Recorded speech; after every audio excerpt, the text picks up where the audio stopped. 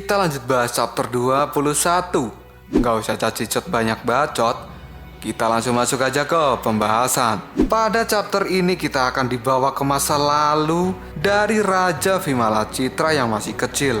Pada saat itu, Vimalacitra kecil, dia memanjat tangga dari sebuah lorong yang sangat dalam. Sesampainya di atas, dia mengintip seseorang yang sedang berpidato di tengah-tengah para dewa. Orang yang berpidato itu mengatakan bahwa dewa itu berada di posisi kepemimpinan semua makhluk. Pengetahuan, budaya, dan kekuatannya lebih kuat dari siapapun. Dan itulah yang membuat para dewa itu berbeda. Tapi yang paling membedakan antara dewa dengan makhluk lainnya, itu adalah sebuah moralitas. Karena moralitas adalah landasan dari semua budaya dan pengetahuan. Dan itu adalah norma yang memandu kelakuan dari para dewa. Tanpa itu semua, maka dewa akan menjadi seperti binatang buas. Dan ternyata orang yang berpidato itu adalah Raja Kebajikan Muka Kodok Munafik. Si Muka Kodok ini lanjut bicara pada dewa yang lain. Kita ini adalah dewa, puncak dari semua makhluk.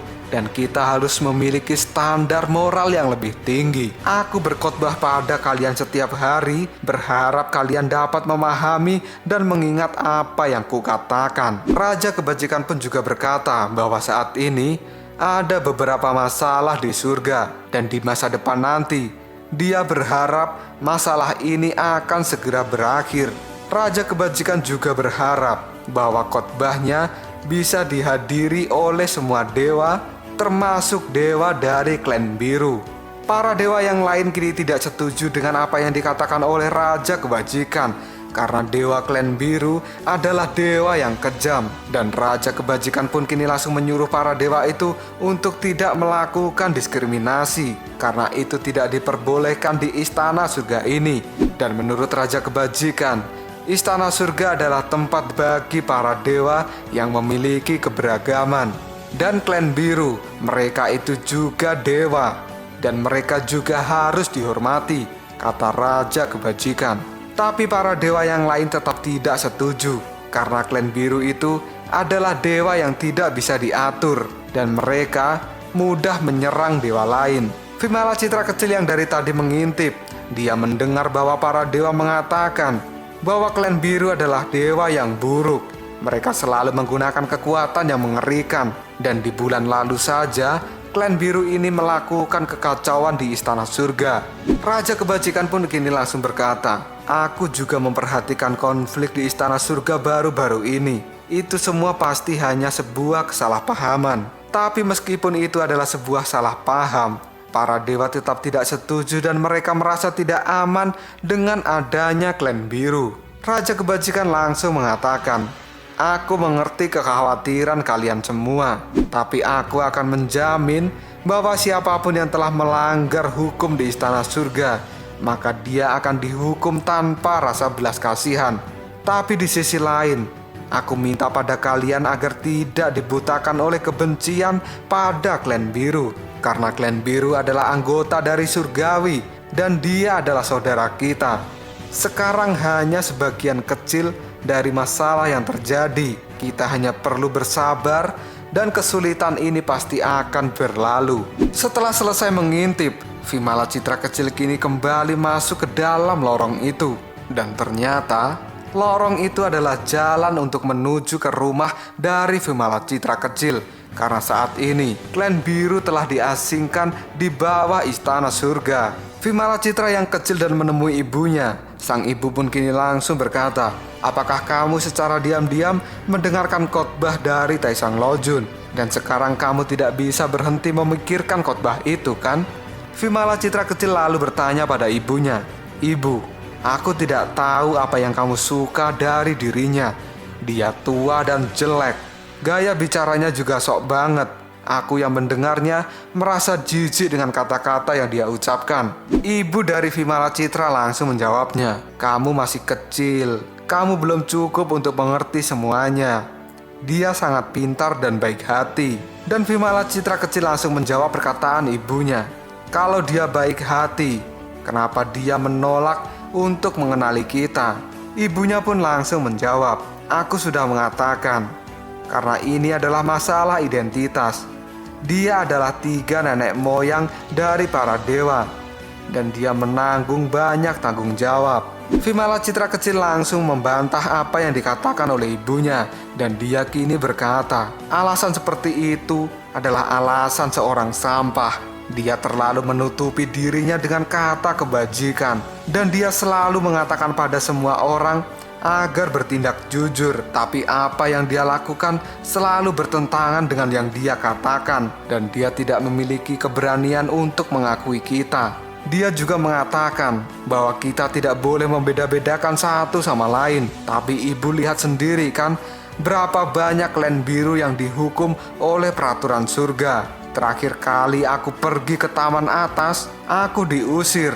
Dan dari lubuk hatinya, dia selalu menganggap kita sebagai dewa yang tidak memenuhi syarat. Orang seperti dia adalah orang yang munafik dan sampah. Ibu Vimala Citra kini langsung mengatakan, kamu jangan berbicara kasar seperti itu pada ayahmu. Tangisan dan kecemburuan justru menjadi alasan mengapa dewa yang lain tidak menyukai kita. Pada saat perbincangan antara ibu dan anak ini, tiba-tiba kini terjadi sesuatu. Karena sekarang tentara surga datang ke tempat itu untuk menjemput ibu Vimala Citra. Mereka langsung mengatakan, Lan Zumingji, sekarang kamu dicurigai bahwa kamu terlibat dengan kerusuhan bulan lalu.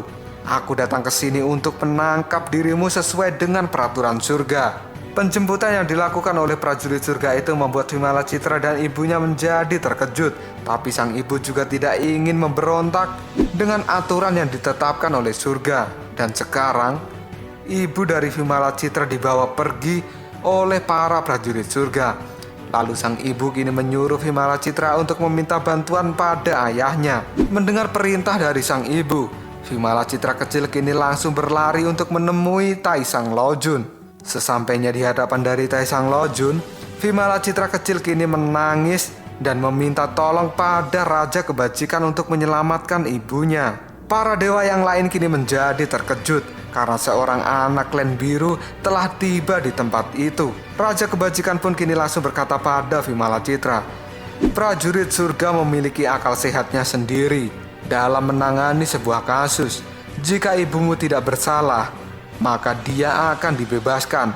Pergilah sekarang juga. Mendengar kata-kata dari Raja Kebajikan, Vimala Citra kecil kini tidak percaya bahwa Raja Kebajikan tidak ingin membantunya.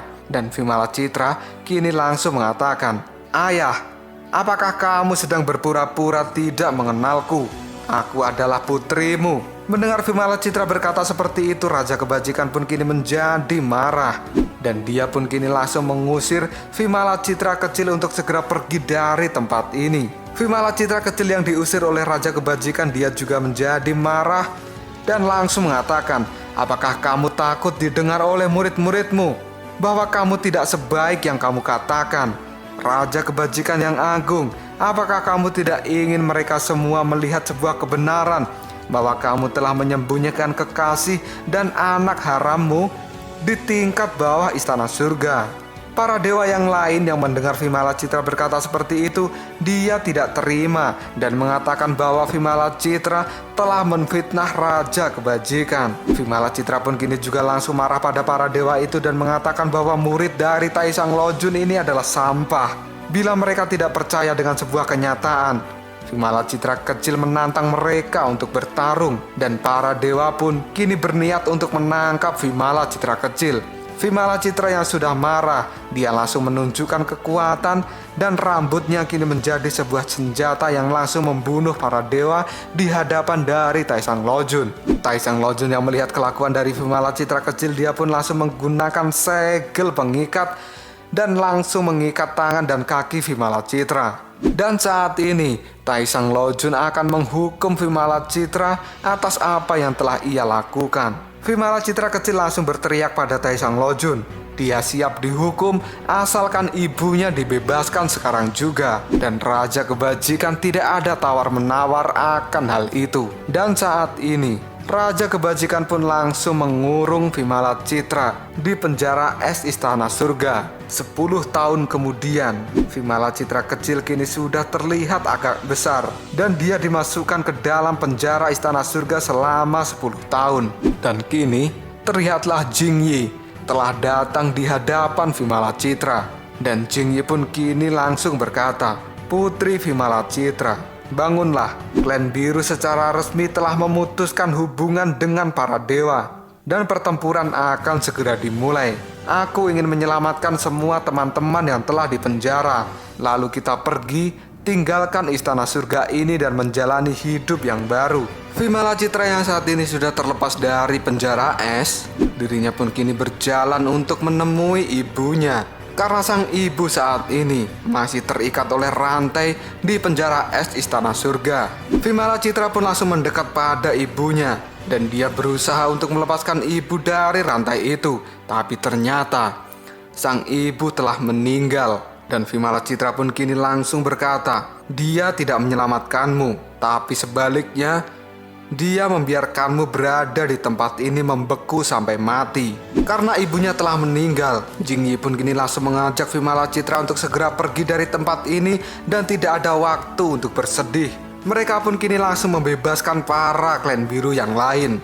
Dan para klan biru yang sudah terbebas dari penjara Istana Surga, mereka langsung membantai prajurit surga. Dan akhirnya perang pertama antara klan biru dan juga prajurit surga kini telah pecah. Istana Surga pun kini menjadi sangat kacau dan terbakar di mana-mana. Dan ternyata pengacau paling besar adalah Liaoji. Liaoji yang sudah kehilangan kendali saat itu, dia membantai para dewa dan prajurit Istana Surga. Lalu Liaoji pun berteriak, "Dewa, aku sudah menahanmu terlalu lama. Kemarilah, datang padaku dan akan kubantai." Jingyi yang dari atas tembok melihat Liaoji telah marah, dia langsung memanggilnya. Dan Jingyi pun kini berkata pada Liaoji, "Liaoji, jangan libatkan para dewa terlalu banyak. Kita harus mengawal suku klan biru pergi dari tempat ini. Karena prajurit Istana Surga ini, mereka tidak akan membiarkan kita pergi dari tempat ini dengan mudah. Maka bersiaplah untuk bertarung sampai mati." Dan pada saat itu, para klan biru yang akan segera meninggalkan Istana Surga yang dipimpin oleh Jingyi, dia pun menggunakan kapal Istana Surga untuk pergi meninggalkan tempat itu. Tapi para prajurit surga ini tidak akan membiarkan para klan biru pergi dengan seenak hati mereka. Para prajurit surga terus menyerang klan biru menggunakan panah mereka. Bahkan pada saat itu, Vimala Citra juga mengamuk dan menggunakan kekuatan rambutnya untuk membunuh para prajurit surga. Dan kini Vimala Citra pun kini berhadapan dengan Raja Kebajikan. Sang Raja Kebajikan langsung mengatakan bahwa Vimala Citra penuh dengan dendam dan kebencian. Dan seharusnya Vimala Citra memang tidak ada di dunia ini, karena itu adalah kesalahan dari Raja Kebajikan sendiri. Vimala Citra pun langsung mengatakan, "Apakah kamu datang untuk membunuhku?" Dan Raja Kebajikan menjawabnya, "Aku tidak pernah membunuh makhluk, karena yang lebih penting adalah sebuah kehidupan. Aku datang kemari hanya ingin memberimu saran terakhir, bahwa cinta itu lebih baik daripada kebencian." Vimala Citra langsung mengatakan, "Kamu berkata tentang cinta, itu lebih jelek dari kata-kata yang selalu kamu ucapkan. Jika kamu tidak berencana untuk melawanku, maka aku akan segera pergi dari tempat ini." Raja Kebajikan hanya diam saja. Dan Vimala Citra lanjut berkata, "Hari itu aku pergi tanpa melihat ke belakang. Kamu tidak menghentikan diriku. Dan aku tahu karena kamu memiliki hati yang bersalah." Klan biru terus memberontak dan pertempuran dengan para dewa berlangsung sangat sengit. Aku tidak ingat berapa lama itu berlangsung. Para dewa surga menderita banyak korban dan klan biru hampir saja musnah. Dan hanya 99 dewa dari klan biru yang paling kuat yang akhirnya bisa berhasil lolos dari pengepungan dan melarikan diri ke dunia. Dan itu adalah awal dari kebencian. Aku sangat benci pada Istana Surga yang munafik ini. Karena kebencian dari Vimala Citra itu, dia berjanji akan menghabisi setiap dewa yang ia temui. Vimala Citra juga langsung mengatakan, setelah meninggalkan istana surga, aku sering mengalami sakit kepala.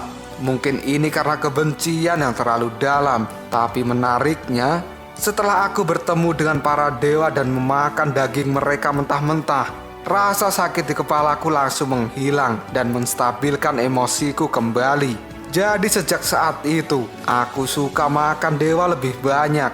Dan aku berpikir bahwa jika suatu saat nanti aku bisa memakanmu, hal itu pasti akan terasa indah, kata Vimala Citra pada Raja Kebajikan. Dan Raja Kebajikan pun kini langsung mengatakan pada Vimala Citra, sangat disayangkan, aku telah mendengar tentangmu selama ini, bahwa di antara Raja Asura yang lain, kamu adalah raja yang paling kejam. Dan aku di sini untuk membantumu kembali ke jalur yang benar. Vimala Citra pun langsung menjawab perkataan dari Taesang Lojun. Apakah sang Taesang Lojun akan menggunakan jari-jarinya yang gemuk untuk menyadarkan dirinya? Raja Kebajikan langsung memanggil 3 muridnya di tempat ini. Hal itu membuat Raja Vimala Citra menjadi terkejut. Dan benar saja, kini sebuah cahaya emas keluar dengan sangat terang di hadapan Raja Vimala Citra. Raja Vimala Citra pun kini langsung waspada dengan datangnya cahaya emas itu, karena ternyata yang muncul dari cahaya emas itu adalah murid Taesang Lojun. Murid Taesang Lojun yang baru saja tiba kini langsung berkata, guru pernah mengatakan bahwa Vimala Citra adalah orang yang galak dan kejam. Dan ternyata itu benar. Dia adalah dewa yang jahat dan penuh kebencian. Ini membuatku merasa takut dari dalam lubuk hatiku. Murid Taesang Lojun yang berkata seperti itu, dia adalah Miao Xin. Raja Vimala Citra pun kini langsung berkata pada Raja Kebajikan, apakah kamu sudah mengumpulkan semua murid sampahmu ini untuk menghadapiku saat ini juga? Dan tiba-tiba saja Raja Vimala Citra kini menjadi terkejut karena dia tidak bisa bergerak. Karena ternyata sebuah rantai emas telah mengikat dirinya dari bawah batu. Dan kini murid Raja Kebajikan yang lain juga telah datang di tempat itu. Dia bernama Miao Jue. Dan Miao Jue ini langsung mengatakan, hari ini aku harus bekerja sama untuk menaklukkanmu. Raja Vimala Citra kini merasa emosi dengan kedatangan para murid Raja Kebajikan yang sangat mengganggu. Dan kini murid ketiga dari Raja Kebajikan juga sudah tiba di tempat itu. Dia bernama Miao Zhen. Dan Miao Zhen juga langsung mengatakan bahwa Raja Vimala Citra adalah dewa yang tersesat. Dan kini Raja Kebajikan menyuruh 3 muridnya untuk menghadapi Raja Vimala Citra dengan segel kertas mantra yang ada di tangan mereka masing-masing. Setelah mereka mendapatkan perintah dari Raja Kebajikan, ketiga muridnya ini pun langsung membacakan sebuah mantra pada kertas yang ada di tangan itu. Dan tiba-tiba saja, langit pun kini menjadi gelap, yang membuat Raja Vimala Citra menjadi waspada. Dan ternyata, dari langit yang gelap itu, kini turun sebuah batu besar dengan penuh kertas segel mantra yang langsung menyasar tubuh Raja Vimala Citra. Hal ini membuat Raja Vimala Citra menjadi waspada akan serangan besar yang dilakukan oleh 3 murid Taesang Lojun. Dan dengan sekejap saja, batu besar yang terjatuh dari langit yang telah penuh dengan kertas mantra langsung menimpa tubuh Raja Vimala Citra. Lalu apakah yang akan terjadi selanjutnya? Apakah Raja Vimala Citra akan berhasil menghadapi 3 murid dari si muka kodok? Tunggu aja jawabannya di next video. Koprol Sob. Kita lanjut bahas chapter 22. Nggak usah cacicot banyak bacot, kita langsung masuk aja ke pembahasan. Raja Vimala Citra yang saat ini tertimpa batu yang turun dari langit yang diakibatkan oleh 3 murid dari Taesang Lojun. Dirinya pun kini merasa tertekan oleh batu itu. Dan kini 3 murid dari Taesang Lojun akan menyegel Raja Vimala Citra di bawah batu besar itu. Dan terlihatlah kini mereka bertiga sedang sibuk membaca sebuah mantra agar Raja Vimala Citra benar-benar tidak bisa keluar dari tekanan batu surga yang mereka turunkan. Miao Zhen pun kini langsung berkata pada Taesang Lojun bahwa setidaknya batu yang mereka turunkan dari surga ini dapat menyegel dan mengurung Raja Vimala Citra selama 100 tahun agar dia memiliki kesempatan untuk merenungkan semua dosa-dosanya. Taesang Lojun pun merasa bangga dengan 3 muridnya itu. Lalu Taesang Lojun pun kini berkata bahwa Ashura itu memiliki hubungan yang sangat dekat dengan dirinya. Saat itu, sebelum Ashura dan dewa berpisah, Taesong Lojun menerima ibu dari Raja Vimalacitra sebagai muridnya. Dengan alasan persahabatan itu, Taesong Lojun akan membawa kembali Raja Vimalacitra ke jalan yang benar. Dan kini, Raja Kebajikan pura-pura menangis di depan muridnya karena dia telah menghukum Raja Vimalacitra. Hal ini membuat 3 muridnya itu merasa bersimpati. Walaupun sedang menghadapi musuh, tapi Taesong Lojun masih memiliki hati yang mulia. Miao Zhen pun kini langsung bertanya pada Taesong Lojun, apakah sang Raja Kebajikan ini kenal dekat dengan ibu dari Raja Vimalacitra dan bagaimana situasinya. Taesong Lojun mulai bercerita. Saat ini istana surga benar-benar berbeda dari zaman dulu. Karena sekarang Ashura dan para dewa, mereka memiliki kebencian yang luar biasa. Tapi pada saat itu, ibu dari Vimalacitra ini memiliki kecantikan yang luar biasa yang membuat para dewa yang lain terpesona akan kecantikannya. Dan aku masih mengingat hal itu. Miao Zhen pun langsung bertanya, apakah guru juga tersepona pada dirinya?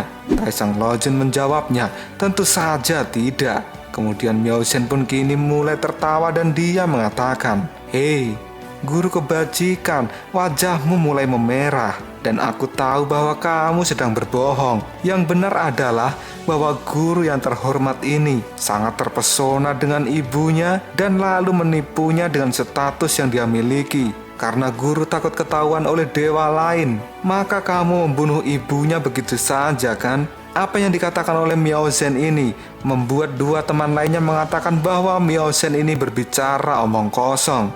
Dan Raja Kebajikan pun kini juga langsung mengatakan, dari siapa kau mendengar hal itu? Tapi Miao Zhen langsung tertawa. Lalu dirinya pun kini mengatakan bahwa hal itu adalah lucu sekali. Karena Raja Kebajikan yang terhormat ternyata tidak seperti yang dibayangkan. Raja Kebajikan pun langsung berteriak agar Miao Zhen cepat bangun.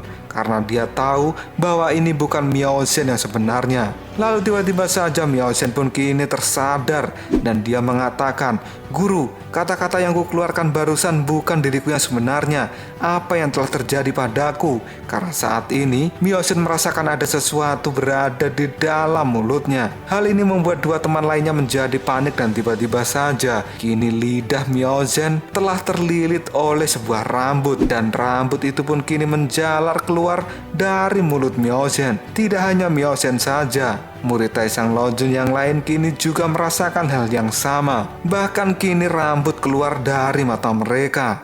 Dan sekarang 3 murid dari Taesong Lojun merasakan kesakitan yang amat sangat luar biasa. Taesong Lojun yang panik kini menyuruh mereka untuk membaca kitab suci pemusnah jiwa jahat.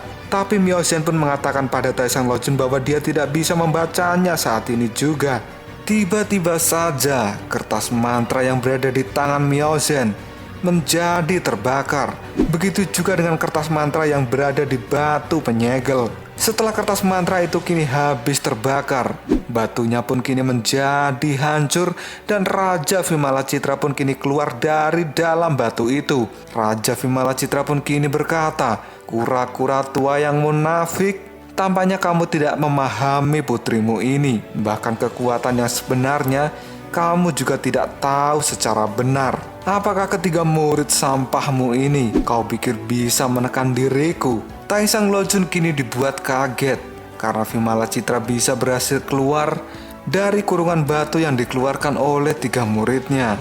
Raja Vimalacitra juga berkata pada Taesong Lojun bahwa jangan bermain-main dengan sang raja. Kini ketiga murid dari Taesong Lojun, tubuhnya telah terlilit rambut dari Raja Vimalacitra. Dan Raja Vimalacitra juga langsung mengatakan bahwa saat ini 3 muridnya itu akan menjadi sandera dari Vimalacitra. Dan menurut Raja Vimalacitra, hal ini akan menjadi sebuah mainan yang sangat bagus dan menyenangkan. Karena sekarang Raja Vimalacitra ingin menyakiti orang yang disayang oleh Taesong Lojun. Perlahan-lahan rambut dari Raja Vimalacitra menembus tubuh mereka, sehingga tubuh dari 3 murid Taesong Lojun ini mendapatkan luka yang cukup serius. Mereka pun kini meronta-ronta meminta tolong pada Taesong Lojun. Melihat muridnya sudah sangat kesakitan, Taesang Lojun pun kini berkata pada Vimala Citra, apa yang kau inginkan? Dan Vimala Citra pun kini menjawabnya, tentu saja aku ingin membunuh mereka semua. Tapi sekarang aku memikirkan bahwa itu adalah hal yang membosankan. Jadi aku akan memperlakukan mereka dengan baik. Aku hanya akan membunuh salah satu dari mereka. Silahkan kamu pilih satu, dan aku akan langsung memakan dan melepaskan dua yang lainnya. Taesang Lojun pun kini menolak permintaan dari Vimala Citra, dan muridnya kini semakin tersiksa. Tapi Taesang Lojun tetap saja tidak tega melihat muridnya itu disiksa oleh Vimala Citra. Kemudian Taesang Lojun pun kini mengatakan, kamu tidak akan menepati janjimu dan aku tidak akan tertipu olehmu. Vimala Citra pun menjawab perkataan dari Taesang Lojun. Jika kamu tidak memilih, maka mereka bertiga akan kumakan sekaligus. Tidak ada alasan untuk memperlakukan mereka bertiga dengan cara yang sama. Raja Kebajikan pun langsung memohon pada Vimala Citra agar menghentikan perbuatannya ini. Dan Vimala Citra langsung saja memutuskan kaki salah satu muridnya. Hal ini membuat sang murid menangis karena kesakitan. Raja Kebajikan pun kini langsung bertindak. Dan dia pun kini meminta maaf pada Miao Zhen karena saat ini Miao Zhen harus dikorbankan untuk dibunuh oleh Vimala Citra. Vimala Citra pun kini langsung membawa Miao Zhen ke hadapannya dan dia langsung berkata, kamu memilih Miao Zhen, pasti ada alasannya. Dan tiba-tiba saja Vimala Citra pun kini langsung menggigit lidah dari Miao Zhen hingga terputus.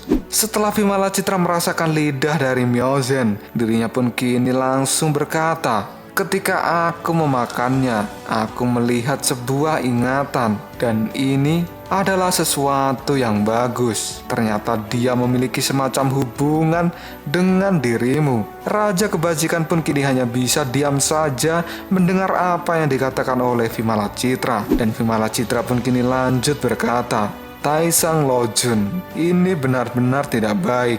Tapi jangan takut, aku tidak akan membongkar rahasiamu. Kamu percaya padaku kan? Taesang Lojun menjawabnya, aku tidak akan pernah mempercayaimu. Vimala Citra pun kini langsung tertawa dan mengatakan bahwa Taesang Lojun sangat konyol. Dan kini Vimala Citra langsung mengatakan, dasar kura-kura tua. Akhirnya aku tahu alasan kenapa kamu sangat suka menerima murid. Miao Zhen ini benar-benar murid yang sangat polos dan imut. Tidak heran jika kamu menyukainya. Kau pikir aku akan mengingkari janjiku? Jadi aku sengaja menyebut namanya. Sebenarnya kau ingin menyelamatkannya kan? Tapi sayang sekali, kamu malah menyelamatkan dua murid yang lain. Ini sangat menyedihkan. Mendengar kata-kata dari Vimala Citra, dua murid yang lain pun kini menjadi tidak percaya akan sifat asli dari Taesang Lojun. Dan kini Miao Zhen pun semakin meronta kesakitan karena dia akan dibunuh oleh Vimala Citra. Raja Kebajikan pun langsung mengeluarkan kertas mantra saktinya dan akan mulai menggunakan kertas itu untuk menyerang Vimala Citra. Karena Raja Kebajikan tidak rela rahasianya dibongkar lebih jauh. Vimala Citra pun kini langsung tertawa pada Raja Kebajikan dan mengatakan, apakah setelah aku berkata seperti itu kamu menjadi sangat marah? Dan apakah sekarang kamu akan menyerangku? Aku tahu nyawa muridmu ini tidak penting, karena yang paling penting adalah rahasiamu kan? Kamu tidak ingin semua rahasiamu itu terbongkar. Raja Kebajikan yang tidak ingin Vimala Citra berkata lebih jauh lagi, dia pun langsung menggunakan kertas mantranya untuk menyerang Vimala Citra. Dan kertas mantra itu kini langsung berubah menjadi budak emas yang sangat kekar. Para budak emas dari kertas mantra Taesang Lojun ini akan segera menghajar Vimala Citra. Dan Vimala Citra pun kini langsung berkata, ayo, dasar kamu kura-kura munafik, aku telah menunggumu untuk bertindak terlalu lama. Vimala Citra pun langsung mengangkat tangannya dan dia kini mengubah rambutnya menjadi sebuah kepalan tangan. Dan Vimala Citra pun kini langsung menghancurkan budak emas milik Raja Kebajikan. Para budak emas itu pun dihancurkan dengan sangat mudah oleh Vimala Citra. Hal ini membuat Taesang Lojun merasa tidak percaya dengan kekuatan Vimala Citra yang luar biasa. Raja kebajikan yang tidak ingin kalah, dia pun kembali menggunakan kertas mantranya dalam jumlah yang sangat banyak dan kembali mengubah kertas itu menjadi budak emas lagi. Tapi Vimala Citra pun kini langsung berkata pada Taesang Lojun, "Kamu mengeluarkan sampah yang tidak berguna. Keluarkanlah semuanya saja dan aku akan menghancurkan hal itu." Dan benar saja, Vimala Citra pun kini menggunakan kekuatan penuhnya dan menghancurkan semua budak emas yang dikeluarkan oleh Raja Kebajikan, sehingga hal itu menimbulkan ledakan yang lumayan besar di tempat itu. Dan kini posisi dari Vimala Citra sudah berada di hadapan dari Taesang Lojun, dan tiba-tiba saja Taesang Lojun pun langsung mengeluarkan kembali kertas mantranya dan mengubahnya menjadi sebuah kain yang panjang dan langsung melilit tubuh dari Vimala Citra. Dan kini 3 murid dari Taesang Lojun pun terlepas dari ikatan rambut Vimala Citra, dan Vimala Citra kini terkurung dalam ikatan kain yang dilakukan oleh Taesang Lojun. Vimala Citra pun berusaha memberontak untuk keluar, tapi ikatan kain itu semakin melilit tubuhnya. Dan Vimala Citra mengatakan bahwa mantra ini sangat kuat, dan sekarang Taesang Lojun benar-benar akan menghancurkan Vimala Citra. Taesang Lojun pun langsung berteriak, "Kamu telah membiarkan diriku tidak memiliki pilihan. Karena kamu tidak bisa kembali ke jalan yang benar, aku akan menghancurkanmu." Tangan dari Taesang Lojun pun kini langsung memegang kepala dari Vimala Citra, dan kini Vimala Citra pun langsung dibuat tertunduk oleh Taesang Lojun.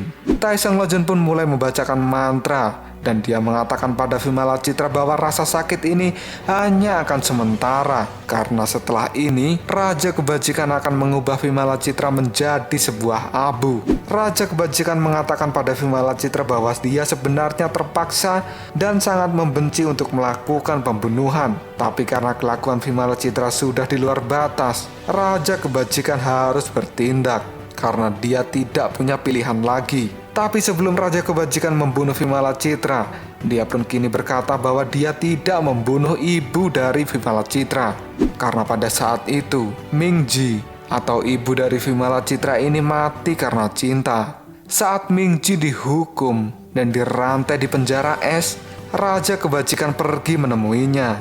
Mingji yang melihat Raja Kebajikan, kini dirinya berkata, "Raja Kebajikan, akhirnya kamu datang juga." Dan Raja Kebajikan langsung meminta maaf pada Mingji karena dia merasa bersalah. Mingji pun langsung bertanya apakah Taesang Lojun ke tempat ini adalah untuk menyelamatkannya, karena dia telah menunggu terlalu lama. Dan Raja Kebajikan mengatakan bahwa dia tidak akan menyelamatkannya, karena sekarang adalah waktu yang tidak tepat untuk menyelamatkan Mingji. Mingji pun langsung bertanya, "Kenapa? Aku sudah tidak tahan lagi berada di tempat ini." Raja Kebajikan langsung berkata pada Mingji bahwa isu tentang mereka berdua saat ini telah menyebar di Istana Surga. Jika saat ini Taesang Lojun melepaskan Mingji, maka isu itu akan berubah menjadi sebuah kebenaran. Dan Taesang Lojun meminta pada Mingji untuk bersabar dan memahami situasi yang terjadi. Taesang Lojun pun juga langsung berkata pada Mingji, "Aku adalah panutan bagi seluruh dewa. Mereka memandang dan menganggapku sebagai standar moral yang tertinggi di sini. Setelah standar itu runtuh, apakah kamu dapat memikirkan konsekuensi yang akan kudapatkan? Hal itu bukan untuk diriku saja, tetapi juga untuk seluruh surga, untuk seluruh rakyat jelata, dan juga untuk putri kita yang bandel." Mingji pun langsung meminta maaf pada Taesang Lojun, dan Taesang Lojun berkata pada Mingji agar dia tidak minta maaf lagi. Dan kini Mingji pun paham akan apa yang dirasakan oleh Taesang Lojun. Dirinya pun kini mengatakan bahwa dia akan bersabar.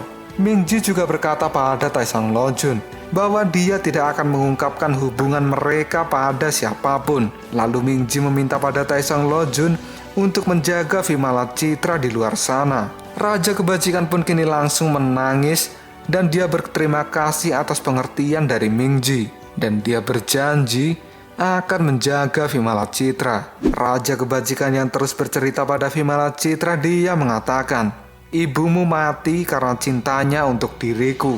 Dia takut hubungan kita menjadi luka yang menyakitkan. Jadi dia lebih memilih untuk mati. Kamu sebagai putrinya, kenapa kamu tidak bisa memahami pikirannya?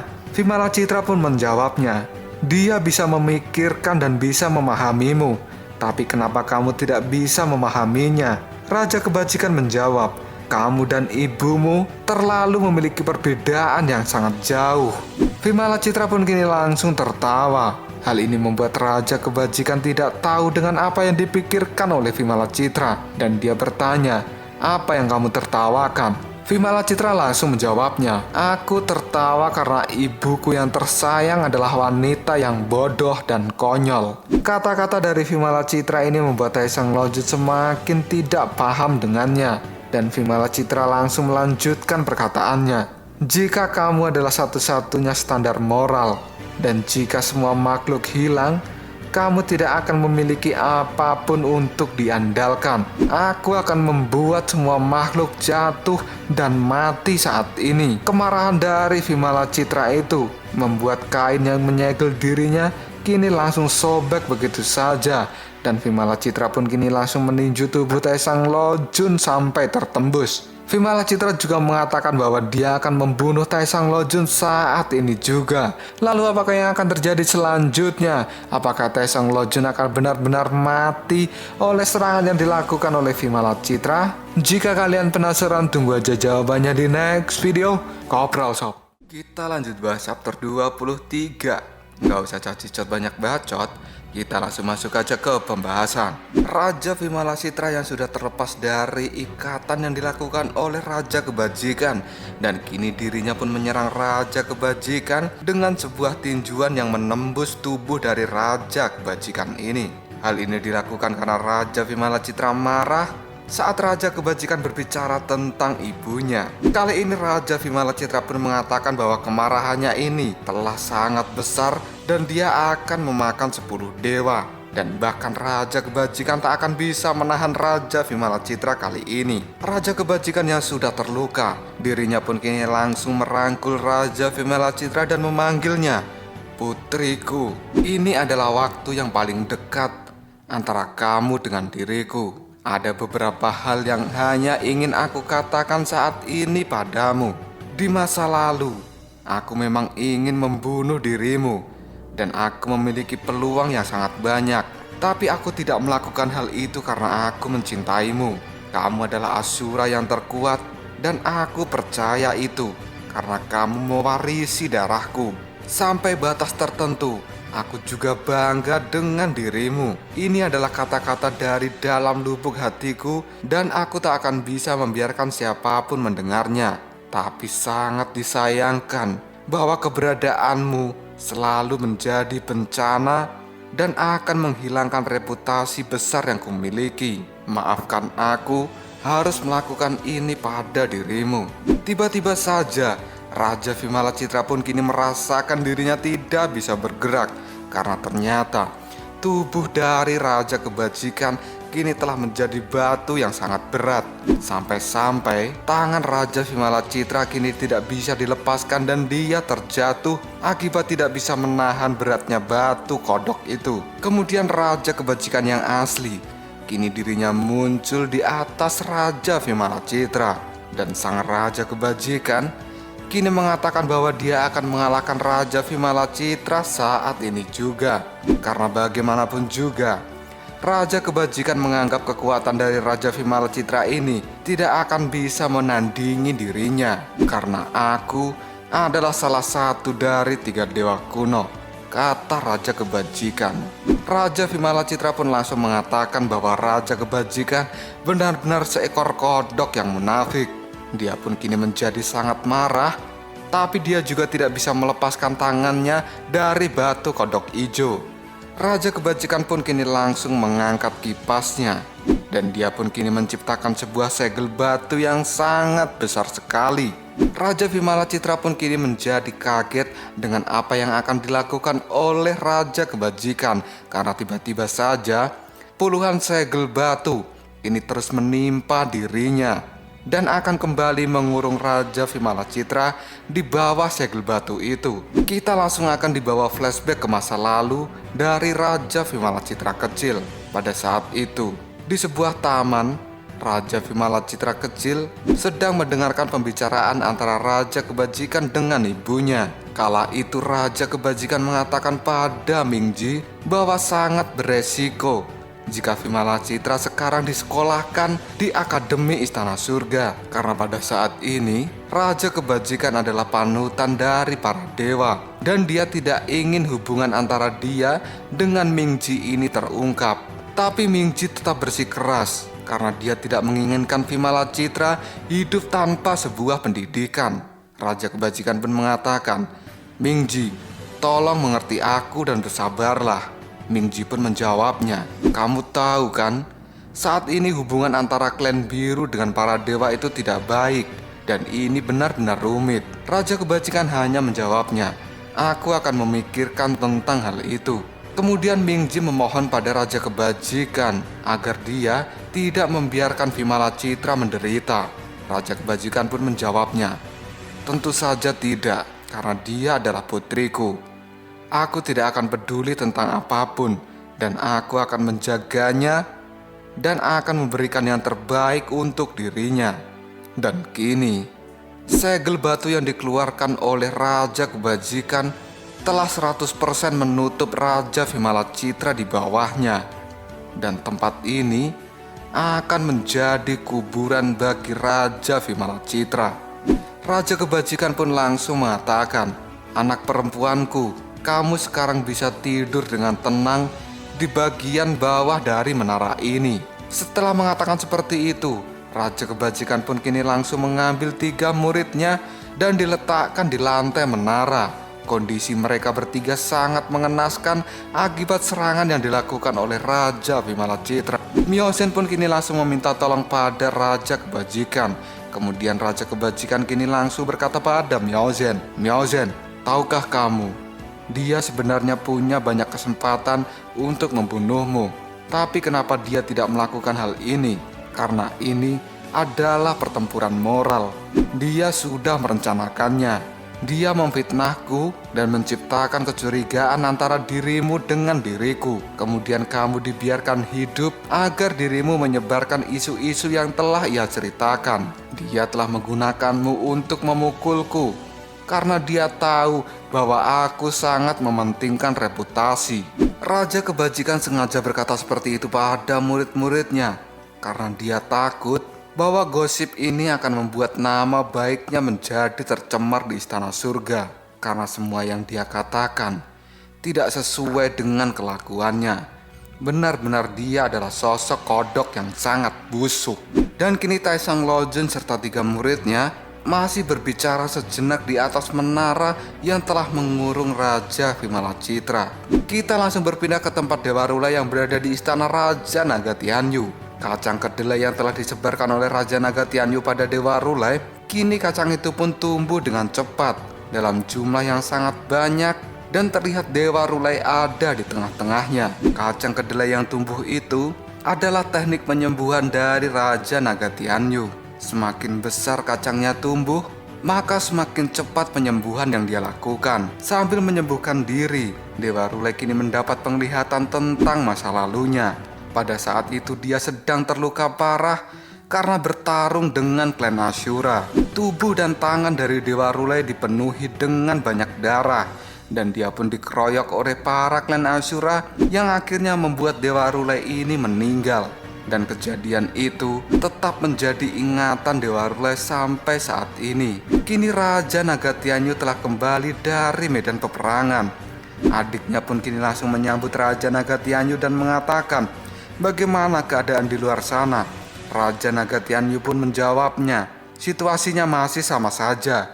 Tidak ada tanda-tanda siapa yang akan kalah dan siapa yang akan menang." Adiknya pun kini langsung mengatakan pada Raja Naga Tianyu bahwa saat ini telah terjadi sesuatu yang istimewa di tempat penyembuhan Tathagata. Raja Naga Tianyu pun kini menjadi bingung karena dia tidak tahu apa yang dikatakan oleh adiknya ini. Kemudian adiknya pun mengajak Raja Naga Tianyu ke tempat Tathagata.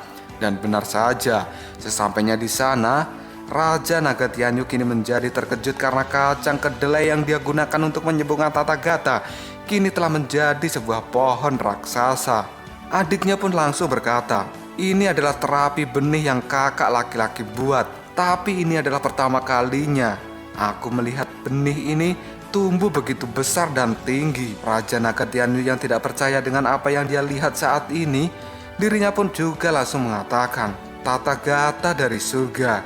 Ternyata dirinya menggandakan vitalitas yang dipinjam dan lalu mengembalikannya. Jiwanya ini sangat istimewa. Dan tiba-tiba saja kini Tata Gata merobek pohon itu dan langsung menyapa Raja Naga Tianyu dari dalam pohon itu. Raja Naga Tianyu pun kini langsung memanggil Tata Gata. "Woi Tata Gata, kamu telah merusak tempatku. Kenapa kamu melakukan hal ini?" Tata Gata pun kini langsung keluar dari dalam pohon kedelai raksasa. Kemudian dia menemui Raja Naga Tianyu dan mengatakan, "Mantra naga Anda benar-benar hebat. Selain pulih dari cidra, aku juga memiliki wawasan baru. Aku tadi memiliki mimpi dari kehidupan sebelumnya. Aku melihat diriku berlumuran darah dan mungkin itu adalah adegan sebelum aku mati. Lalu beberapa asura menikamku dengan pisau yang membuatku menjadi panik. Aku masih ingat bagaimana wajah dari mereka. Mereka terlihat masih sangat muda." Raja Naga Tianyu pun menjawabnya, "Melihat hal-hal di kehidupan sebelumnya tidak pernah aku dengar. Tapi bagaimana perasaanmu saat ini?" Tata Gata pun menjawabnya, "Perasaanku baik-baik saja dan ini terasa hebat. Pada saat itu akulah yang terbunuh, tapi aku juga tidak merasakan mati."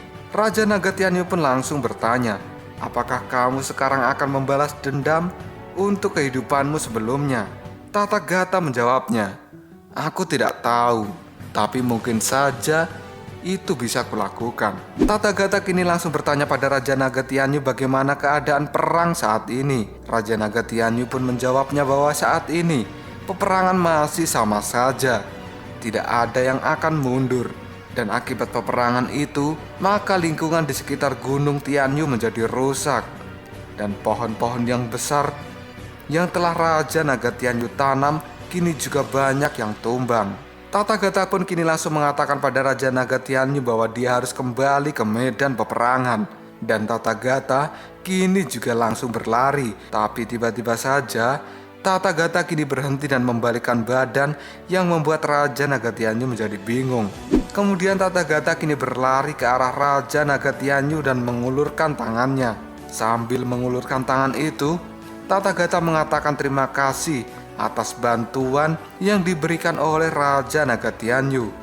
Karena sang Raja Naga Tianyu benar-benar dapat dipercaya.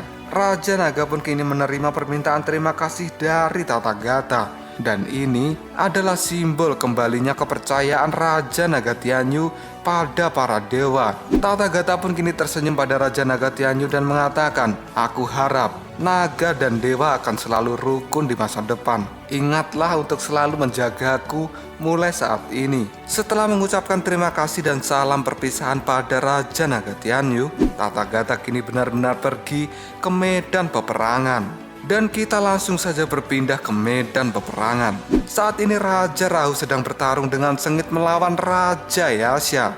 Raja Yasha yang kini sudah berhadapan dengan Raja Rahu mengatakan bahwa Raja Asura yang baru benar-benar kuat. Dan pantas saja Kaisar Sitian sangat tertekan. Raja Rahu pun menjawabnya, "Apakah kamu sedang memujiku?" Tapi pujian itu tidak dibutuhkan oleh Raja Rahu. Dan saat ini Raja Rahu benar-benar akan membunuh Raja Yasha yang menghalangi dirinya. Raja Yasha pun kini langsung berkata pada Raja Rahu, "Hei saudaraku Rahu, apakah kau melakukan ini untuk bunuh diri? Aku tidak memiliki kebencian pada dirimu." Sambil mengatakan hal itu, Raja Yasha terus-menerus menghajar Raja Rahu. Dan Raja Rahu pun kini mengatakan bahwa Raja Yasha terlalu banyak berbicara. Raja Yasha pun kini tidak akan mengalah pada Raja Rahu. Dirinya pun langsung menggunakan cambuk pedangnya untuk melempar Raja Rahu ke sebuah batu yang membuat batu itu menjadi hancur. Walaupun sudah dihajar berkali-kali oleh Raja Yasha, Raja Rahu masih saja bangkit dan malah terus bertambah kuat. Raja Yasha yang sudah kewalahan, dirinya pun kini langsung berkata pada Raja Rahu untuk cukup dan menghentikan pertarungan ini. Raja Rahu yang sudah memasang kuda-kudanya, dia mengatakan, "Apa katamu?" Dan Raja Yasa pun kini langsung menjawabnya, Raja Rahu, di tempat ini kan hanya kita berdua dan tidak ada seorang pun. Aku hanya ingin berkata bahwa kita tidak perlu bertarung lagi. Untuk apa aku bertarung dengan dirimu sampai mati? Pikirkan hal itu." Raja Rahu pun menjawabnya, "Aku di sini hanyalah untuk berjuang." Dan Raja Yasa pun kini langsung tertawa.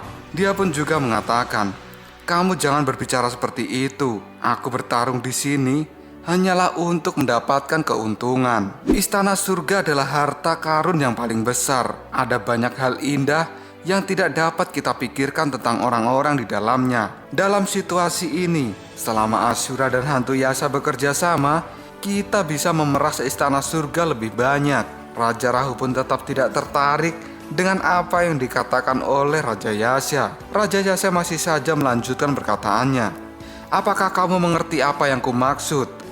Kita ini harus bekerja sama, karena para dewa tidak akan mengetahuinya. Dan kamu juga tidak perlu melawan para dewa itu. Kamu pura-pura mati saja, dan nanti kamu melarikan diri. Sisanya, biar aku dan orang-orangku yang mengurusnya. Dan kita akan mendapatkan hasil yang maksimal. Bukankah ini adalah rencana yang masuk akal dan menguntungkan?" Raja Rahu pun menjawab perkataan dari Raja Yasa, "Berarti kamu menginginkan rekayasa pertempuran. Ini sungguh keterlaluan, Yasa." Raja Yasa yang sambil menyengir, dia juga menjawabnya, "Saudaraku Rahu, berpikirlah rasional. Siapapun pasti memiliki tujuan dalam pikiran mereka." Dan Raja Rahu masih menjawabnya, "Hei, ini adalah perang dan bertempur adalah tujuanku." Raja Yasa langsung mengatakan, "Rahu, kamu jangan bodoh. Cara untuk mencapai tujuan tidak harus dengan bertempur. Sebenarnya apa yang kau inginkan dan apa yang kau dapatkan melalui pertempuran?" Raja Rahu pun menjawabnya, "Dalam sebuah pertempuran, aku merasakan ini sebagai sebuah kesenangan. Ayo cepatlah, bertarung denganku.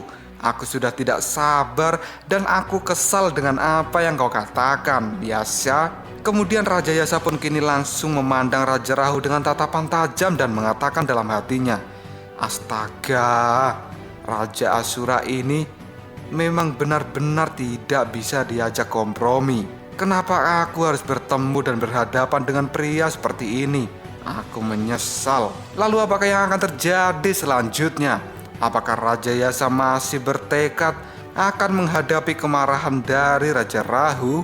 Jika kalian penasaran, tunggu aja jawabannya di next video. Kopral sob. Kita lanjut bahas chapter 24. Gak usah cacicot banyak bacot, kita langsung masuk aja ke pembahasan. Raja Asura Rahu yang tidak menerima tawaran kerjasama dari Raja Yasa, dia pun kini siap untuk melakukan pertarungan dengan Raja Yasa. Rahu pun menantang Yasa untuk melakukan pertarungan sebanyak yang dia mau. Dan kini tebasan pedang pun langsung dilakukan Rahu pada sang Raja Setan Merah.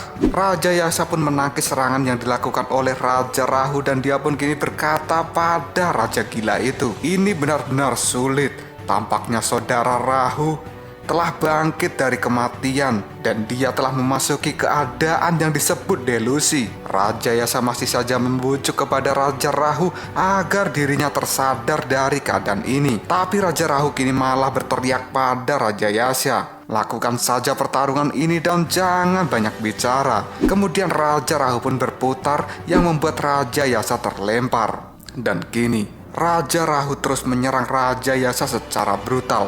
Raja Yasa pun mengatakan bahwa orang ini tidak akan bisa mendengarkan apa yang dia katakan, karena dia benar-benar gila. Bahkan cambuk pedang milik Raja Yasa kini menjadi retak akibat dia menahan serangan yang dilakukan oleh Raja Gila. Raja Rahu yang sudah mengamuk habis-habisan, dia benar-benar akan membunuh Raja Yasa saat ini juga. Saat Raja Rahu melakukan sebuah pukulan, Raja Yasa pun kini langsung menghindar dan tiba-tiba saja dirinya pun kini menjadi tidak bergerak. Raja Yasa pun berkata dalam hatinya, "Orang ini memiliki pemblokir yang tidak dapat aku lihat dan ini telah menghalangi tubuhku dan kekuatannya sekarang juga masih terus bertambah. Saat ini aku kesulitan untuk melawannya. Tiba-tiba saja Raja Rahu kini langsung menendang kepala dari Raja Yasa yang sudah tidak dapat bergerak. Hal ini membuat Raja Yasa terlempar cukup jauh dari tempat ini. Raja Yasa yang tidak ingin tumbang, dia berkata bahwa nasibnya kali ini sangat sial karena dia harus bertarung dengan orang gila. Raja Yasa pun kini juga mulai mengamuk karena menurutnya untuk bisa keluar dari keadaan ini, maka dia harus segera membunuh Raja Rahu. Raja Yasa pun memasang perangkap cambuk pedangnya di bawah tanah. Kemudian Raja Yasa sambil nyengir mengatakan, orang gila itu tidak dapat dihadapi secara langsung. Aku harus menggunakan sebuah taktik. Dan benar saja, Raja Rahu pun kini langsung melompat ke hadapan Raja Yasa. Lalu Raja Yasa berkata bahwa kamu telah masuk ke dalam perangkapku. Dan tiba-tiba saja cambuk pedang yang telah ditanam Raja Yasa di dalam tanah, kini cambuk itu pun dikeluarkan dan langsung menyerang Raja Rahu. Hal ini membuat tubuh dari Raja Rahu kini terkena tusukan cambuk pedang oleh Raja Yasa. Raja Yasa pun kini tertawa dan mengatakan, matilah kau Rahu. Asura adalah sekelompok orang gila dan aku bersumpah di masa depan nanti aku tidak akan pernah melakukan kerjasama dengan Asura. Tapi sang Raja Setan Merah itu dibuat terkejut karena pada saat ini Raja Rahu masih dapat bergerak dan dia tiba-tiba saja menusuk Raja Yasa menggunakan pedang gilanya. Raja Yasa yang terkejut, dia tidak percaya bahwa Rahu masih bisa bergerak dalam keadaan seperti ini. Tidak cukup dengan satu tusukan saja, Raja Rahu kembali menusukkan pedang keduanya ke tubuh Raja Yasa. Dan mereka berdua pun kini sama-sama terluka. Kemudian Raja Yasa meninju wajah dari Raja Rahu dan Raja Rahu pun menendang tubuh dari Raja Yasa. Keduanya pun kini terpental dan menjauh satu sama lain. Darah pun bercucuran sangat banyak dari tubuh Raja Yasa. Kemudian Raja Yasa mengatakan, ini sangat buruk, tapi aku rasa orang gila itu lebih buruk dariku. Raja Rahu yang sudah terkena serangan yang fatal oleh Raja Yasa, dirinya pun masih terlihat berdiri. Dan tiba-tiba saja Raja Rahu tumbang akibat serangan Raja Yasa. Raja Yasa lalu berkata, pada akhirnya dia tumbang juga. Aku pikir dia adalah monster yang tidak bisa dibunuh, tapi ternyata kemampuannya hanya sebatas ini. Setelah Raja Yasa mengatakan seperti itu, hal yang mengejutkan pun kembali terjadi karena Raja Rahu kini langsung bangkit dari tumbangnya. Hal ini membuat Raja Yasa tidak percaya dengan apa yang dia lihat saat ini. Raja Rahu pun berkata pada Raja Yasa, hei Raja Setan Merah, kekuatanmu lumayan juga. Hal ini membuatku merasakan kesakitan dan aku hanya istirahat sebentar saja. Tapi tidak apa-apa, sekarang aku akan datang kembali kepadamu. Mendengar kata-kata dari Raja Rahu, Raja Yasa pun kini langsung berteriak, hei, kita bicarakan saja hal ini. Kamu jangan datang lagi ke sini untuk menyerangku. Tapi hal itu tidak akan didengarkan oleh Raja Rahu karena sekarang Raja Rahu sudah berlari dengan sangat kencang menuju hadapan dari Raja Yasa.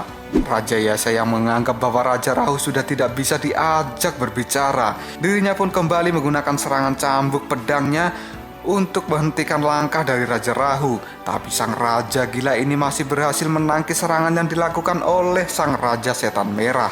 Raja Yasa berkata bahwa dia sangat marah dengan kelakuan Raja Rahu yang terus menyerangnya. Raja Yasa pun memukul kepala dari Raja Rahu.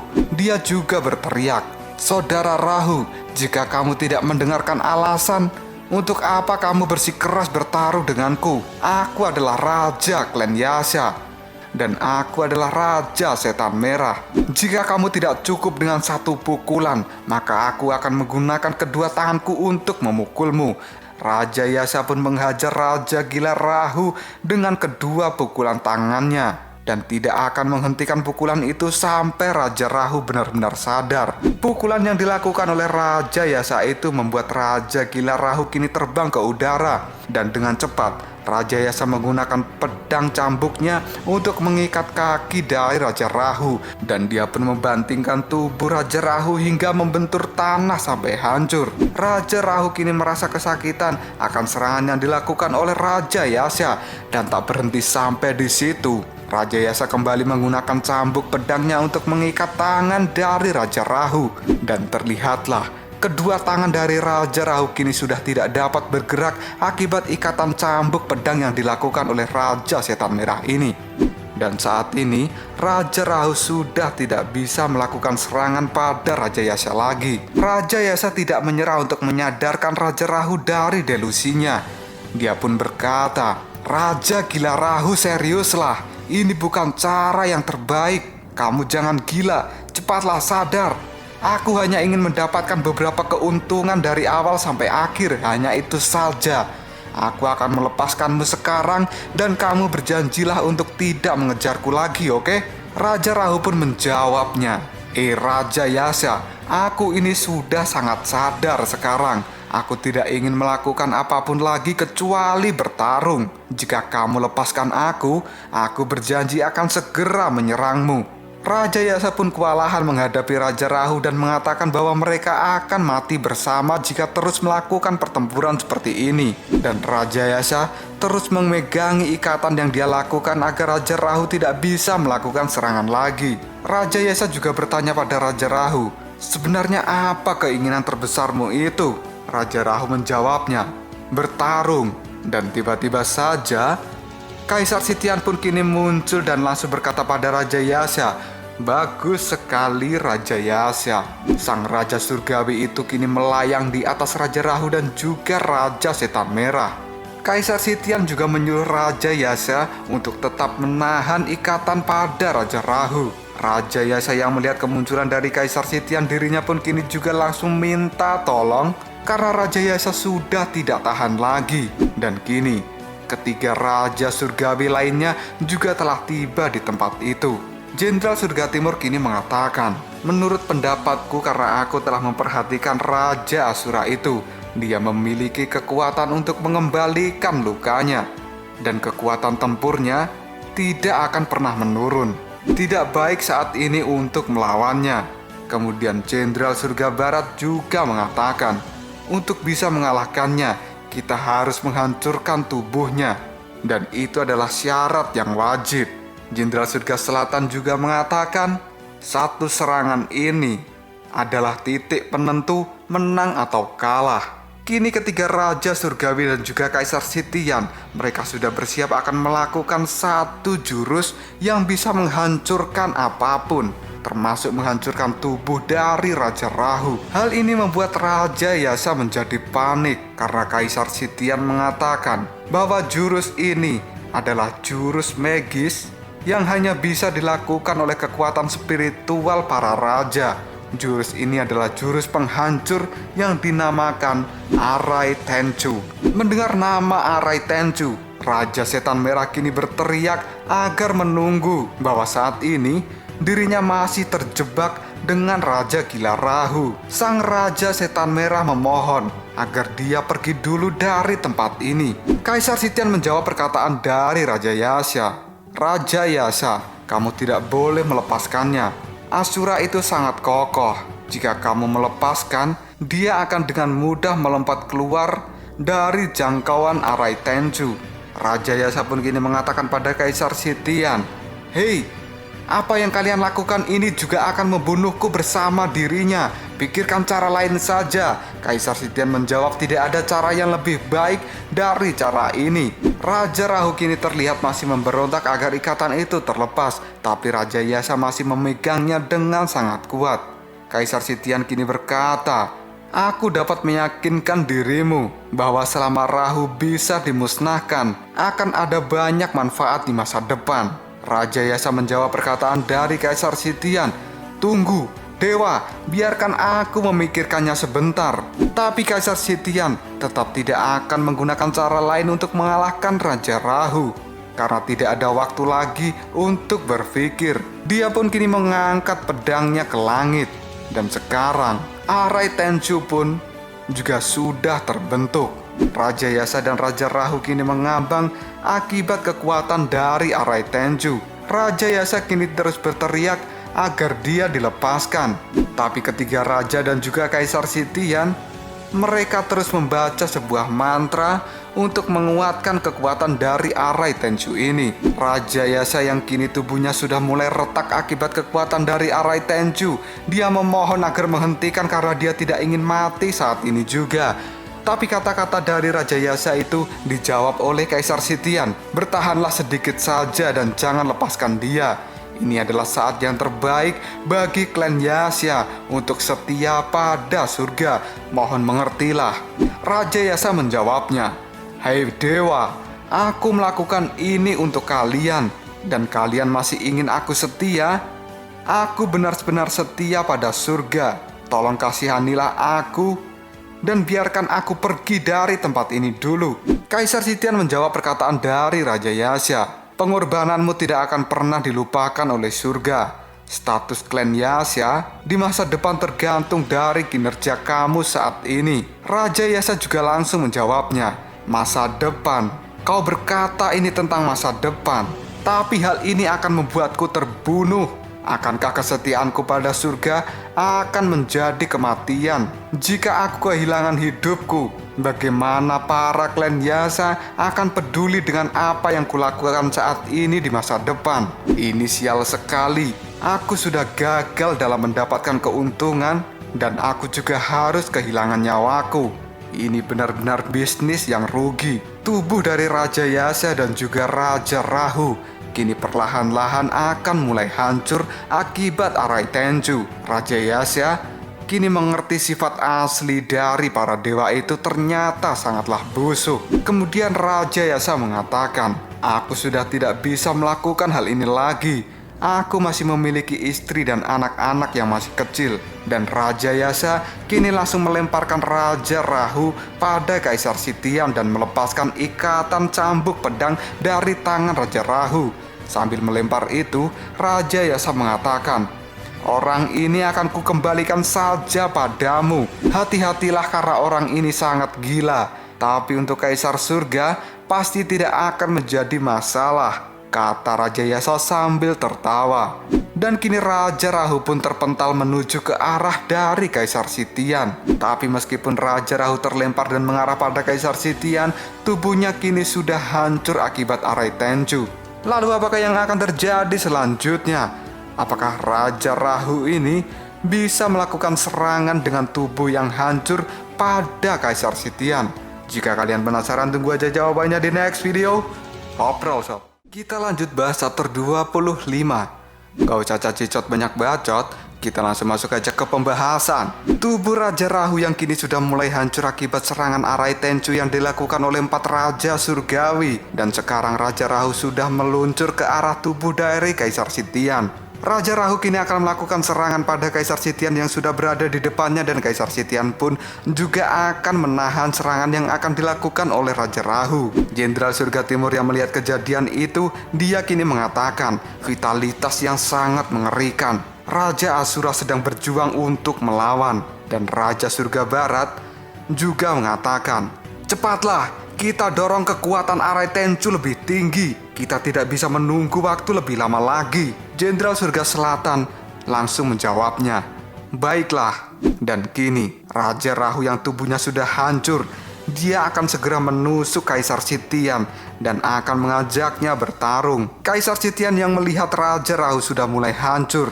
dia menjawab perkataan dari Raja Rahu, "Tubuhmu akan segera berubah menjadi abu dan terbang di tempat ini. Tapi kamu tidak menyusut sama sekali. Dengan hanya 1 jari yang tersisa, apakah kamu masih akan terus bertarung, wahai Raja Rahu?" Dan tiba-tiba saja, ledakan besar kini terjadi di tempat itu.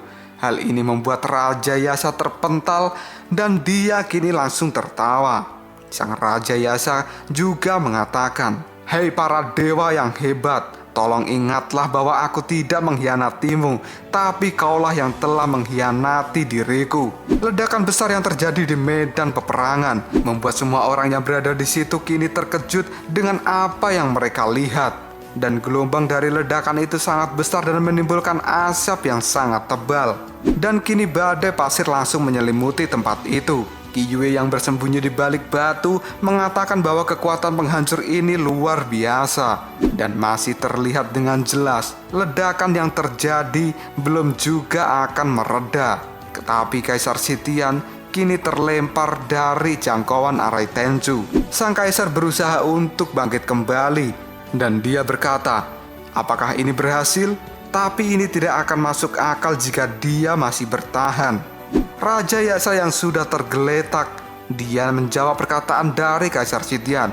Hei Sitian, tidak semudah itu. Vitalitas dari saudaraku Rahu itu di luar dari imajinasi kalian. Kaisar Sitian menjawab perkataan dari Raja Yasa. Itu akan menjadi tanggung jawabmu.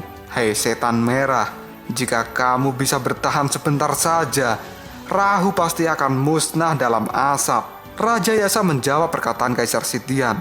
Hehehe, gampang sekali kau bicara seperti itu. Itu bukan hidupmu. Aku akan bekerja untukmu dengan sebuah imbalan, tapi aku tidak akan pernah mengorbankan nyawaku. Karena aku melakukan ini sebagai bisnis dan aku tidak ingin rugi. Kaisar surga yang agung, kamulah yang telah menjadi pengkhianat untuk pelayanmu ini. Awalnya aku hanya berencana untuk membawa sukuku menjadi keadaan yang lebih baik, tapi aku tidak menginginkan berakhir seperti ini. Kaisar Sitian kini membuka bajunya dan dia berkata pada Raja Yasa, aku tahu bahwa klan Yasa adalah klan yang bisa dipercaya, tapi tanpamu sekarang aku sangat mampu.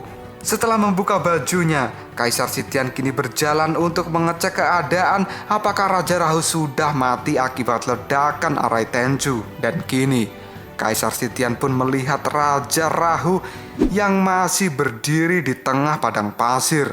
Tubuh dari Raja Rahu yang sudah hancur kini kembali pulih. Hal itu membuat Kaisar Sitian tidak percaya dengan apa yang dia lihat. Karena sekarang Raja Rahu benar-benar kembali utuh, seperti tidak ada yang terjadi pada tubuhnya. Keadaan yang dialami Raja Rahu ini disebut juga dengan alam tanpa pamrih. Sedikit penjelasan, legenda mengatakan bahwa Dewa Perang Asura memiliki status pertarungan gila yang paling tinggi. Setiap orang yang terluka dari mereka dapat pulih dengan kecepatan yang tinggi dan tidak kehilangan kebugaran fisiknya. Mereka juga bisa mempertahankan efektivitas pertempuran sampai puncak. Setelah memasuki alam tanpa pamrih, kesadarannya akan menghilang dan hanya menyisakan keinginan untuk bertarung. Dan itu tidak akan bisa dihentikan selama masih ada lawan di depannya. Raja Yasa yang melihat Raja Rahu kini kembali dengan tubuh yang masih utuh, dia pun tertawa. Dan dia juga berkata pada Kaisar Sitian, hei Kaisar yang hebat, aku sekarang akan melihatmu bertarung dengan Raja Rahu di tempat ini. Dan apa yang akan kamu lakukan sekarang? Kaisar Sitian kini mengambil pedangnya dan mengangkatnya. Dia kini mengatakan dalam hatinya, aku tidak akan memiliki keraguan dalam hatiku lagi. Raja Asura ini, ternyata penilaian awalku tentang dia salah. Dia adalah orang yang belum pernah kutemui, dan dia adalah lawan yang sangat kuat. Dia telah membuat hatiku merasa ketakutan. Dan Raja Rahu yang sudah kembali seperti semula, dia kini berjalan akan melakukan pertempuran dengan Kaisar Sitian. Dan Kaisar Sitian pun juga berlari ke arah Raja Rahu dan tetap berkata dalam hatinya, menghadapi lawan seperti itu, aku tidak akan melarikan diri. Karena jika aku melarikan diri, maka rasa malu dan rasa sakit yang dia berikan akan bertahan padaku selamanya. Dan aku akan bertarung. Kedua raja itu pun kini sudah berhadapan dan akan saling menyerang satu sama lain. Kaisar Sitian menggunakan pedang surgawinya untuk melakukan tusukan, dan Raja Rahu menggunakan pedang iblisnya untuk melakukan tebasan. Dan tiba-tiba saja, tebasan yang dilakukan oleh pedang iblis Raja Rahu membuat pedang surgawi milik Kaisar Sitian kini menjadi patah dan terlepas dari tangannya. Dengan patah dan terlepasnya pedang surgawi itu dari tangan Kaisar Sitian, dia sekarang menganggap bahwa harga dirinya juga sudah hancur. Dan Kaisar Sitian kini pasrah akan serangan yang akan dilakukan oleh Raja Rahu. Kaisar Sitian akan menerima serangan itu dan akan mati dalam peperangan. Kaisar Sitian pun mengingat masa lalunya, bahwa semua harapan dan tanggung jawab istana surga terletak pada tangannya. Karena dia terpilih sebagai Raja Surgawi dan para dewa sangat mengagumi Kaisar Sitian. Kaisar Sitian menganggap bahwa kematian ini adalah jalan yang terbaik untuk dirinya, daripada dia harus hidup dan diolok-olok serta dipermalukan oleh para dewa yang lain. Kaisar Sitian yang sudah pasrah dengan kematian yang ada di depan matanya, dia kini berkata dalam hatinya, "Aku bukan yang terbaik, dan aku sadar bahwa aku tidak sempurna. Tapi tidak apa-apa, ini akan kulakukan untuk masa laluku. Aku akan mati dengan martabat, dan ini adalah akhir yang indah. Kesan yang akan ditinggalkan oleh para dewa akan baik untuk diriku." Darah pun kini langsung muncrat dan mengenai wajah dari Kaisar Sitian. Hal ini membuat Kaisar Sitian menjadi terkejut karena ternyata Jenderal Surga Timur melindungi dirinya dan menerima serangan yang dilakukan oleh Raja Rahu. Sang Jenderal Surga Timur kini mendapat serangan tusukan tepat di dadanya. Jenderal Surga Timur kini berteriak pada Kaisar Sitian untuk segera kembali ke surga, dan masalah di tempat ini akan dia urus. Kaisar Sitian yang tidak jadi mati, dirinya kini marah pada Jenderal Surga Timur. Dia juga berteriak, "Apa yang kamu lakukan? Kenapa kamu menghalangiku? Aku hanya ingin mati di tangannya." Dan tiba-tiba saja Jenderal Surga Selatan kini langsung merangkul tubuh dari Kaisar Sitian dan membawanya pergi dari pertarungan. Dan apa yang ditakutkan Kaisar Sitian kini akan benar-benar terjadi. Tiba-tiba saja Raja Rahu mendapat pukulan tepat di wajahnya. Ternyata pukulan itu dilakukan oleh Jenderal Surga Barat yang mementalkan Raja Rahu agar dia tidak terus menyerang Jenderal Surga Timur. Jenderal Surga Barat kini mengatakan bahwa orang ini terlalu sulit untuk dikalahkan. Jenderal Surga Barat juga bertanya pada Jenderal Surga Timur apakah dia masih memiliki kekuatan untuk bertarung. Sang Jenderal Surga Timur kini menjawabnya, "Kamu jangan meremehkanku." Jenderal Surga Barat kini langsung berteriak pada Kaisar Sitian untuk cepat pergi dan menyerahkan semua keadaan di tempat ini pada dia dan juga Jenderal Surga Timur. Kemudian Jenderal Surga Selatan kini meyakinkan pada Kaisar Sitian, karena identitas sebagai seorang kaisar itu tidak penting, karena yang paling penting adalah nyawanya masih terselamatkan. Jenderal Surga Selatan juga berkata, "Ini bukan kegagalan perang, karena perang ini juga belum berakhir. Kamu bisa kembali dulu ke surga, kemudian menyusun rencana dan bisa kembali lagi." Kaisar Sitian kini menuruti apa yang dikatakan oleh Jenderal Surga Selatan. Saat dia akan kembali ke surga, dia teringat bahwa pedangnya masih tertancap di tengah padang pasir. Kaisar Sitian yang akan berusaha mengambil pedang itu dicegah oleh Jenderal Surga Selatan, karena pedang itu sudah tidak penting lagi, dan jika mengambilnya malah akan membahayakan nyawa dari Kaisar Sitian dan tidak memiliki kesempatan untuk melarikan diri. Jenderal Surga Timur dan juga Jenderal Surga Barat kini mati-matian menahan Raja Rahu agar dia tidak menyerang Kaisar Sitian. Kaisar Sitian yang melihat dua raja itu melindungi dirinya dan bertarung dengan Raja Rahu, sebenarnya dia tidak tega, karena Kaisar Sitian sekarang merasa bahwa dia adalah raja yang gagal. Kemudian Jenderal Surga Selatan mengajak Kaisar Sitian untuk cepat berlari menghindar dari medan peperangan. Kaisar Sitian pun kini berlari dengan cepat meninggalkan Jenderal Surga Selatan jauh di belakangnya. Sang Jenderal Surga Selatan menjadi bingung dengan apa yang dilakukan Kaisar Sitian, dan Kaisar Sitian kini mengatakan dalam hatinya, "Untuk mencegah Jenderal Surga Selatan melihat air mataku, aku harus mempercepat langkahku. Martabat yang kupikir tidak akan hilang, tapi ternyata pertempuran ini tidak dapat dipertahankan. Semua orang benar-benar hilang karena diriku." Raja Rahu yang sangat brutal menghajar Jenderal Surga Timur dan juga Jenderal Surga Barat. Hal ini membuat kedua jenderal itu tidak dapat menahan kekuatan dari Raja Gila. Dan saat ini, pedang iblis milik Raja Gila sudah tertancap di dada dari Jenderal Surga Barat dan juga Jenderal Surga Timur. Dan terlihatlah kedua jenderal itu sudah tidak mampu berdiri dengan luka yang cukup parah. Setelah menghabisi kedua jenderal surga, Saat ini Raja Rahu berjalan dan masih akan menantang Kaisar Sitian. Raja Rahu yang melihat Kaisar Sitian melarikan diri, dia kini langsung mengatakan, "Kamu mau pergi kemana? Hei dewa, jangan pergi kamu. Ayo datanglah kemari dan bermain denganku." Setelah berkata seperti itu, Raja Rahu pun berlari di atas jalan emas surgawi.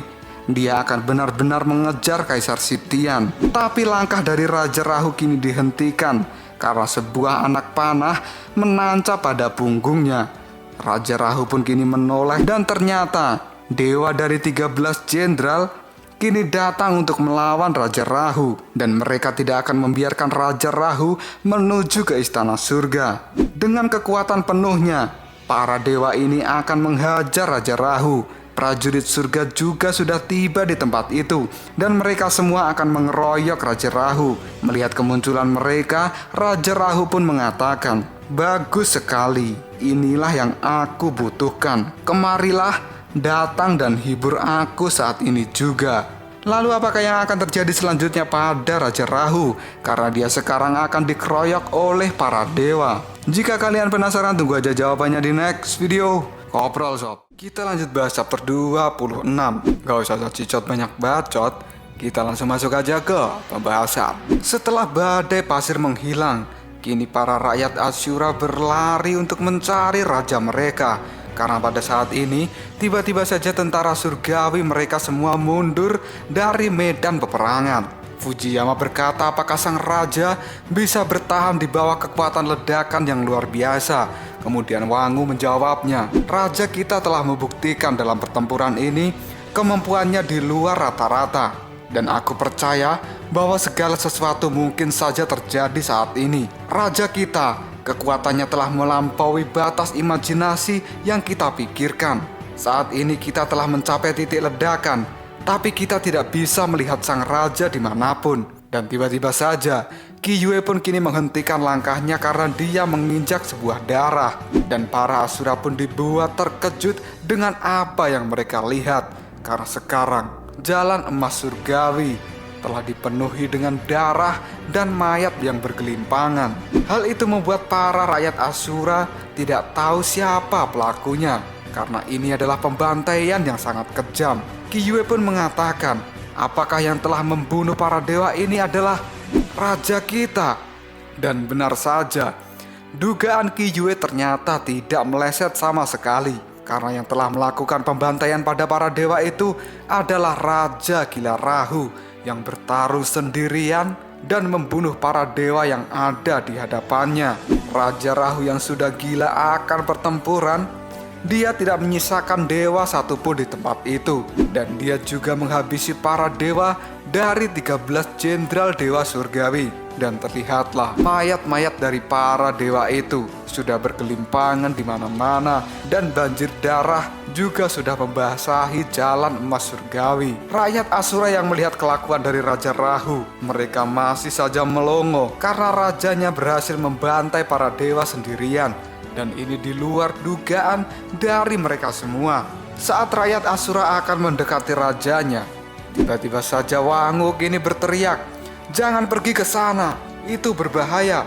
Raja kita telah masuk di alam tanpa pamrih dan belum terselesaikan. Dia akan terus mencari sebuah pertarungan. Hanya ketika tidak ada lawan lagi di depannya, maka semangat juangnya akan perlahan memudar. Dan dia bisa mendapatkan lagi kewarasannya. Mari kita mundur." Rakyat Asura kaget dengan apa yang dikatakan oleh Wangu, karena selama ini mereka tidak pernah melihat kejadian ini sama sekali.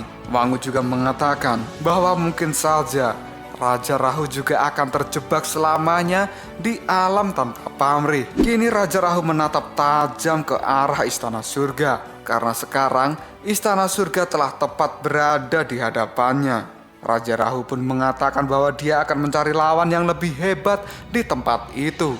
Sang raja pun kini melangkah perlahan melewati jalan emas untuk menuju ke istana surga. Dan tiba-tiba saja kini seseorang berteriak dan Raja Rahu pun langsung berhenti. Ternyata orang yang berteriak itu adalah Hekian. Dirinya sekarang akan menantang Raja Rahu untuk melakukan pertarungan agar sang raja tidak bisa memasuki istana surga. Tapi kata-kata dari Hekian itu membuat Raja Rahu tidak tertarik sama sekali untuk bertarung dengan dirinya.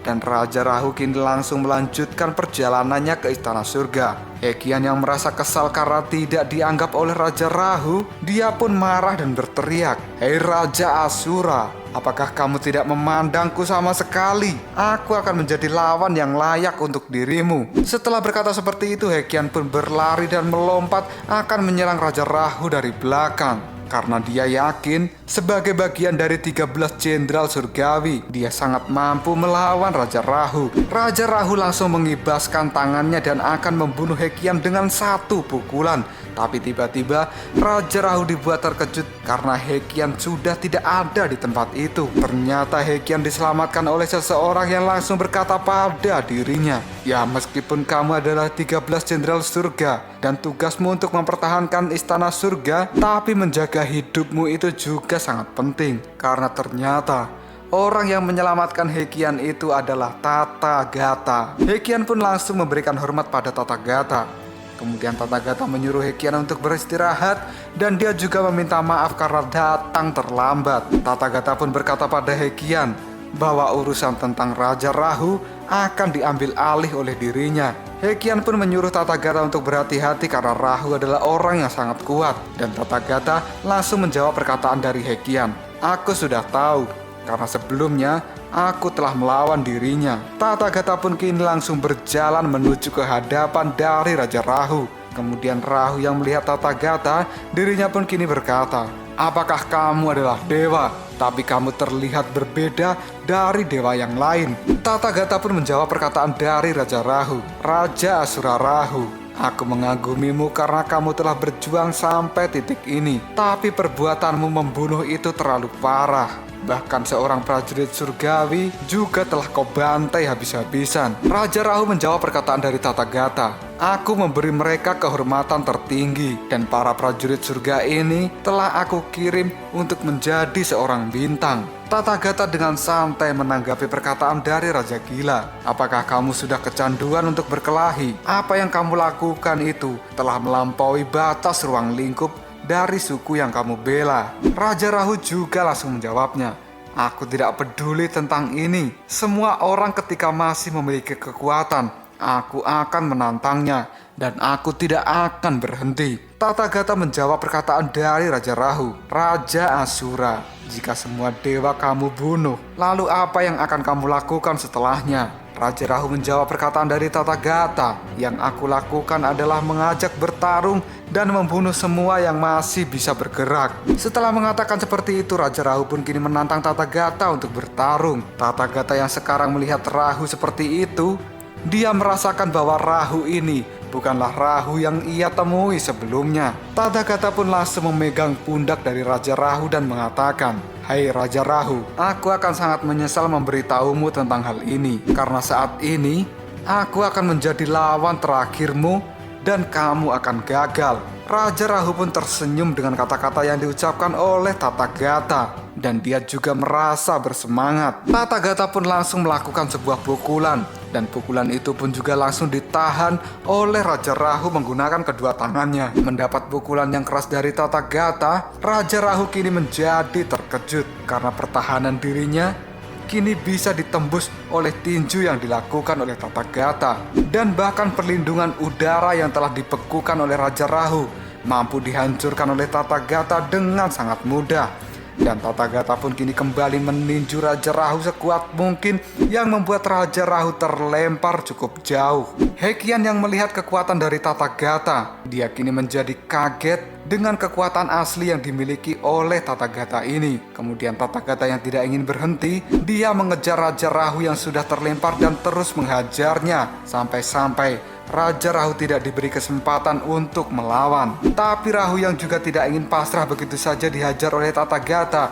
Dia mulai melakukan perlawanan dengan memegang jubah milik Tathagata dan melakukan sebuah tendangan. Keduanya pun kini bertarung cukup sengit, sampai-sampai menimbulkan sebuah ledakan di jalur emas. Raja Rahu yang sekarang sudah mulai melakukan perlawanan, dia pun langsung melempar Tathagata hingga menabrak jalur emas menjadi hancur. Tathagata pun mengatakan dalam hatinya, "Aku baru saja mematahkan lengannya, tapi lengan itu telah pulih dengan sangat cepat. Ini adalah ketahanan yang luar biasa. Apakah ini sebabnya Kaisar Sitian tidak mampu menghadapi dirinya?" Dan sekarang Raja Rahu yang masih ingin bertarung dengan Tathagata, dia pun memanggil pedangnya, dan pedang itu pun melesat lalu berada di tangan Raja Rahu. Dan sekarang Rahu pun akan melakukan tebasan pada Tathagata yang ada di bawahnya.